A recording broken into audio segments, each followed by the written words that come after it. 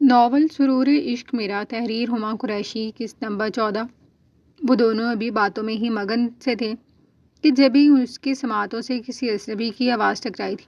فلک تو چونکی سو چونکی محب کی پیشانی پر ڈھیلوں بل سمٹ آئے تھے۔ ہے فلک، واٹس ایپ؟ یار اتنے دن سے کہاں غائب ہو؟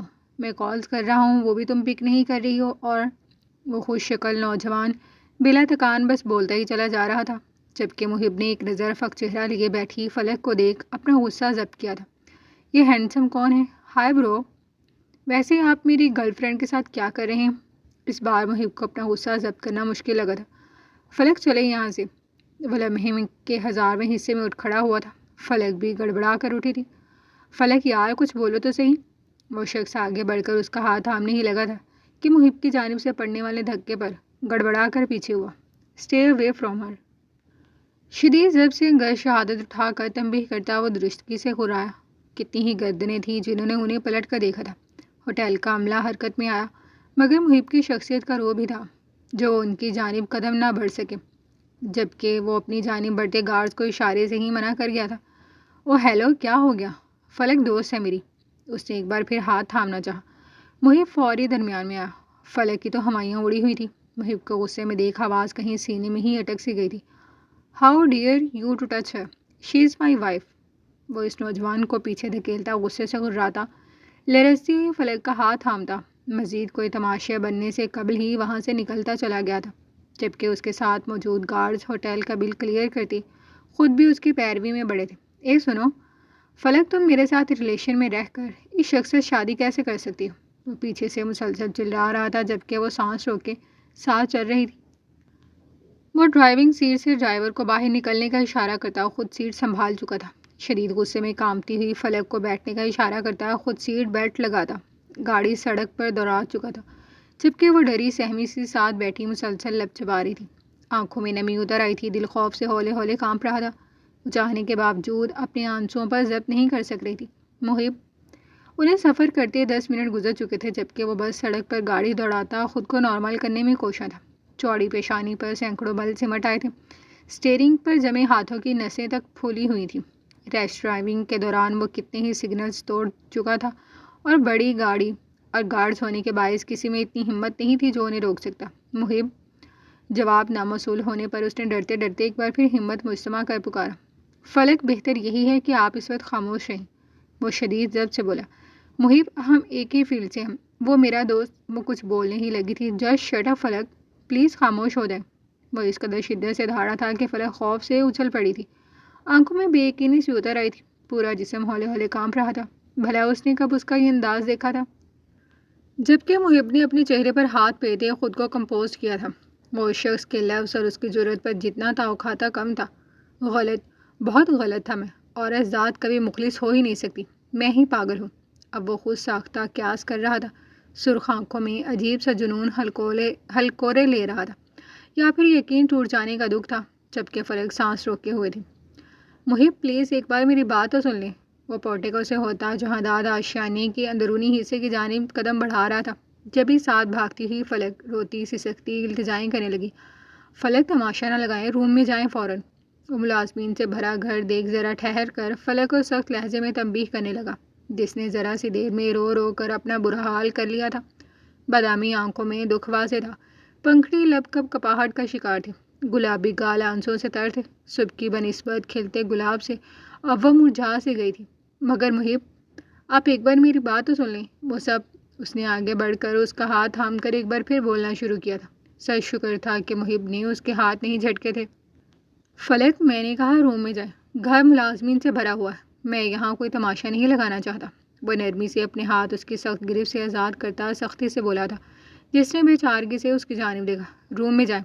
اس بار وہ اپنے رخسار بے دردی سے رگڑتی روم کی سمت بھاگ گئی تھی، جبکہ محب گھر کی بیک سائڈ سے ہوتا سوئمنگ پول ایریا میں آ گیا تھا، جہاں آرا مدو شام میں مگن سی لان میں چہل قدمی کر رہی تھی کہ عقب سے ابھرتی سپتین کی آواز پر چونک کر پلٹی تھی۔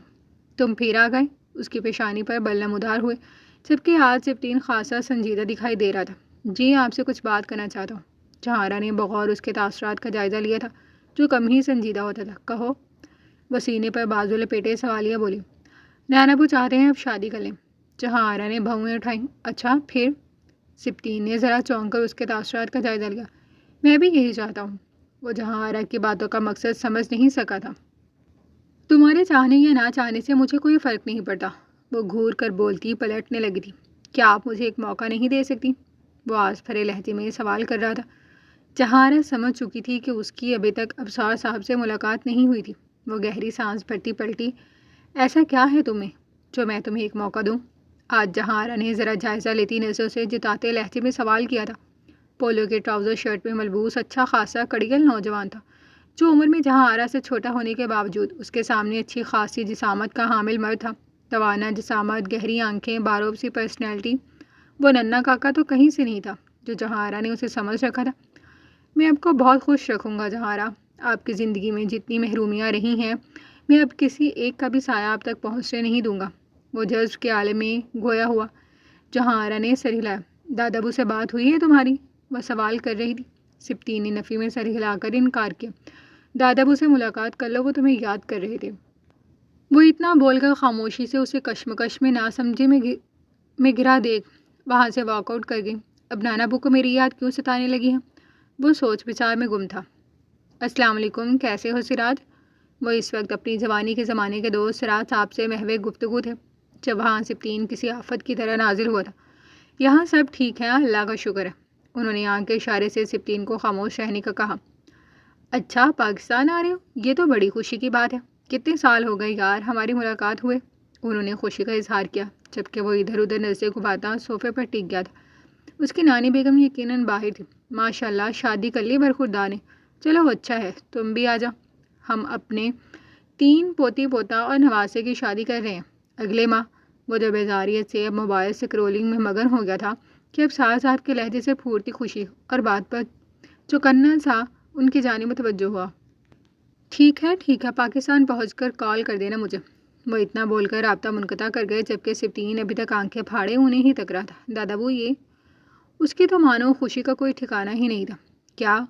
اب سار صاحب نے سنجیدگی سے پوچھا۔ میری شادی میں؟ دل بلیوں اچھل رہا تھا۔ بمشکل پاؤں کو قابو رکھا تھا، ورنہ دل تو ڈانس کرنے کا چاہ رہا تھا۔ ہاں تمہارے لیے ایک بہت اچھی خاندانی لڑکی دیکھ لی ہم نے۔ تمہارے ماں باپ سے بھی بات ہو گئی ہے، جلد ہی ہم رشتہ لے کر جائیں گے۔ اور تم بتاؤ تمہاری تلاش کہاں تک پہنچی؟ جہاں آرا کے لیے کوئی اچھا رشتہ تلاش کیا تم نے؟ اس بار ہاتھوں کے طوطے اڑنے کی باری سبطین کی تھی۔ خوش فہمی کا ریت کا ٹیلا پل میں پھسل کر زمین بوس ہوا تھا۔ نانا بو؟ بہت ہی صدمے سے چور آواز حلق سے برآمد ہوئی تھی۔ کیا نانا بو؟ انہوں نے گھورا۔ تمہارے ذمہ ایک کام لگایا تھا، تم سے وہ بھی نہ ہوا؟ انہوں نے کڑے تیوروں سے سوال کیا۔ میں کسی دوسری لڑکی سے شادی ہرگز بھی نہیں کروں گا۔ وہ پل میں چھوٹا سا بچہ بن کر اٹھا تھا۔ بکواس نہ کرنا ہمارے سامنے لڑکے۔ اور یہ بتائیں جہاں آرا کے لیے کسی قابل لڑکے کو تلاش کیا آپ نے؟ سبطین غصے سے اپنی نشست چھوڑ کر اٹھا تھا۔ اب میں اس گھر میں کبھی نہیں آؤں گا نانا بو، جہاں میرے ساتھ اتنا ستیلوں والا سلوک ہوتا ہے۔ مطلب کہ ہماری کوئی فیلنگ ہی نہیں ہے؟ وہ غصے اور تنفر سے بڑبڑا کر بولتا وہاں سے واک آؤٹ کر گیا، جبکہ اب سار صاحب نے بمشکل مسکراہٹ روکی تھی۔ نادان بچے، وہ ان پر تعصب ہی کھاتے رہ گئے تھے۔ شمیم منزل میں کھڑا تیمور اس وقت سر جھکائے کھڑا تھا، جبکہ شمیم بیگم شدید غصے سے جو دو چار اس کی بغل میں کھڑی لڑکی کو گھوری تھی۔ اے لڑکی، شرم غیرت ہے کہ نہیں تم میں؟ کیسے منہ اٹھا کر پرائے مرد کی بغل میں کھڑی ہو؟ بھائی بھائی کہاں ہیں تمہارے؟ انہوں نے سختی سے پوچھا۔ تیمور نے نامحسوس انداز میں اس کے اور اپنے درمیان فاصلہ قائم کیا۔ آنٹی؟ اس نے لب کھولی۔ خاموش، خبردار جو میرے ساتھ کوئی فضول رشتہ بنانے کی کوشش کی۔ جس لڑکے سے تم شادی کی خواہش مند ہونا وہ پوتا ہے ہمارا۔ انہوں نے کڑے تیوروں سے گھورا۔ جی جانتی ہوں، وہ منمنائی۔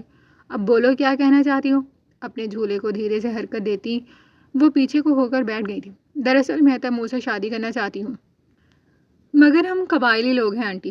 ہمارے یہاں خاندان سے باہر شادی نہیں کرتے، بلکہ ہمارے یہاں ذرا رسم و رواج مختلف ہے۔ اس نے ڈرتے ڈرتے اپنی بات کا آغاز کیا تھا۔ کیا رسم و رواج ہے تمہارے؟ وہ تو پہلے ہی اپنی پرمپراؤں کو لے کر بہت زیادہ ٹچی تھی۔ دراصل ہمارے یہاں دادو کچھ خاص نہیں، بس یہی ہلکے پھلکے جیسے ہمارے یہاں ہوتے ہیں۔ تیمور نے جھٹ اس کی بات کاٹ دی تھی۔ تیمور وہ مجھے بتانے تو دیں آپ۔ اس نے ذرا ٹھہر کر تیمور کی جانب دیکھا۔ دیکھو لڑکی، ہم خاندانی لوگ ہیں، اور یوں منہ اٹھا کر لڑکے کے گھر چلے آنا اچھی خاندانی لڑکیوں کو زیب نہیں دیتا۔ اس بار انہوں نے اپنا لہجہ ہموار رکھنے کی بھرپور کوشش کی تھی۔ جانتی ہوں آنٹی، لیکن میں مجبوری میں یہاں تک آئی ہوں، کیونکہ میرے خاندان کے بڑے تو کبھی بھی یہاں نہ آتے، اس نے بے چارگی سے کہا۔ اس کا مقامی لب و لہجہ اور پہناوا اوڑھنا دیکھ 1 منٹ میں بھام گئی تھی کہ وہ کس رنگ نسل سے تعلق رکھتی ہے۔ تیمور ان کے گھر چھوڑ کر آئے انہیں، اور سنو لڑکی، آئندہ ہمیں ہمارے پوتے کے ساتھ نظر آئیں۔ اچھی لڑکیوں کو یہ سب حرکتیں زیب نہیں دیتی، اور بھول جائیں کہ آپ کی شادی تیمور سے ہوگی۔ انہوں نے ازلی سرد لہجے میں لگے ہاتھ تنبیہ کی تھی۔ اس نے اور تیمور نے تعصبی انداز میں ان کی جانب دیکھا تھا، مگر پھر تیمور اپنی دادی کے بگڑتے تیور دیکھ جلدی سے اسے لے کر وہاں سے نکل گیا تھا۔ پھر کیا بنا؟ آپ کی دادی مان گئی؟ سپرین جانتا تھا کہ وہ آج اس لڑکی کو گھر ساتھ لے جانے کا ارادہ رکھتا تھا۔